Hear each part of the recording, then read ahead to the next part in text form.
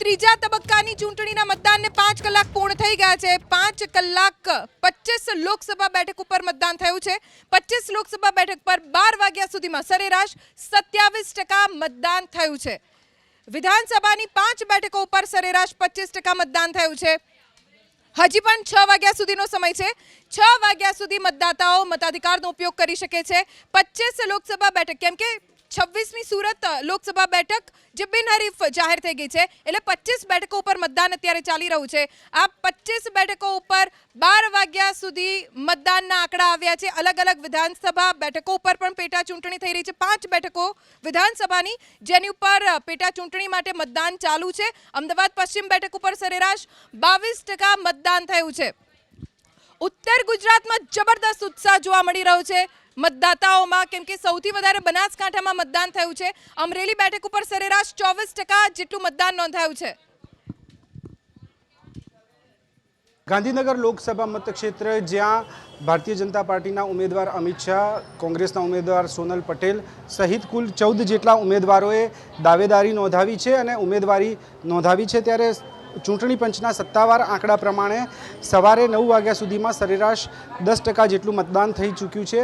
અમદાવાદના ઘાટલોડિયા વિધાનસભા મતક્ષેત્રમાં આવતી સુપર સ્કૂલ જ્યાં એબીપી અસ્મિતાની ટીમ પહોંચી છે। અત્યારે મતદાન કયા પ્રકારનું છે તે જોઈ શકાય છે। લોકોની ભીડ છે વહેલી સવારથી જ જોવા મળી છે અને વહેલી સવારથી જ જે મતદારો છે તે મત કરવા પહોંચ્યા છે। અત્યાર સુધીમાં ભાઈ કુલ મહત્તમ કેટલું મતદાન થયું છે? આપણે જે બૂથ લેવલ ઓફિસર છે તેમને જે પૂછીશું અંદાજિત કેટલું મતદાન અત્યાર સુધીમાં થયું છે? કેટલા ટકા અંદાજિત મતદાન થયું છે? 60 થયું છે ને ટકા ઘણી ઉભારો કહી દઉં તમને। કુલ કેટલા મતદારો છે અહીંયા? 810 મતદારો છે, અમે 360 વોટિંગ થયું એટલે 30% જેવું વોટિંગ થયું। વહેલી સવારથી જે મતદારો છે તે અત્યારે અહીંયા મત આપવા પહોંચ્યા છે। ત્યારે મતદારોનો જે ઉત્સાહ છે તેમની સાથે જ સીધી વાત કરીશું અને પૂછીશું ભાઈ શું કહેશો? મત આપવા આવ્યા છો, કયા કયા મુદ્દાઓને ધ્યાનમાં રાખીને મત આપશો? અત્યારે કોઈ મુદ્દા નથી, ખાલી જવું છે બીજા પાછળ। તમે મત આપવા આવ્યા છો, શું કહેશો? બસ શું કહેવાનું, અમારે આ ગરમીમાં આવ્યા છીએ ઊભા છીએ, બસ અમારે કોઈ સમસ્યા છે નહીં।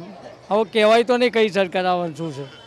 ભાઈ તમારું શું માનવું છે? ભાઈ મત આપવા આવ્યા છો, લાંબી કતારો બી લાગેલી છે, કેટલા સમયથી ઊભા છો અને કયા કયા મુદ્દાઓને ધ્યાનમાં રાખીને મતદાન કરશો? અડધો કલાકથી ઊભા છીએ અને ડેવલપમેન્ટ થયું છે એ હિસાબે અમે વોટ આપીશું। તમારું શું કહેવું છે વડીલ? સારું છે ને, કલાકથી ઊભા છીએ પણ વોટ આપીને જવાનું। તમારું શું કહેવું છે વડીલ? કયા કયા મુદ્દાઓ ધ્યાનમાં રાખશો? બેકારી, રોજગારી, દેશનું હિન્દુત્વ, રામ મંદિર, દરેક મુદ્દા ધ્યાનમાં લેવા। મહિલાઓ પણ છે, તેઓ પણ અત્યારે કતારમાં છે, તેમને જ પૂછીશું બેન કેટલો ઉત્સાહ મત આપવા આવ્યા છો? હે કેટલો ઉત્સાહ છે મત આપવા આવ્યા છો? કેટલી વારથી ઊભા છો? હું અચ્છા નોકરી છોડીને વોટ આપવા ઊભા છીએ। આજે તો જાહેર રજા છે પણ ચાલુ છે અમુક જગ્યાએ રજા આપીને વોટ આપીને જવાનું છે। બેન તમે શું કહેશો? કેટલો ઉત્સાહ? બહુ બધો બહુ છે। દરેક માણસ કામ છોડીને વોટ આપવા માટે આવવાના, એ આપણી પવિત્ર ફરજ છે, આપવો જ જોઈએ। અત્યારે જે રીતે જોઈ શકાય છે પુરુષો હોય, મહિલાઓ હોય, તમામ જે લોકો છે તે વહેલી સવારથી જ મતદાન માટે પહોંચ્યા છે અને મતાધિકારનો ઉપયોગ કરતા હાલ જોવા મળી રહ્યા છે અને જે લોકો કતારમાં ઊભા છે તેઓ પણ પોતાના મતાધિકારનો ઉપયોગ કરે તે માટે અહીંયા પહોંચ્યા છે।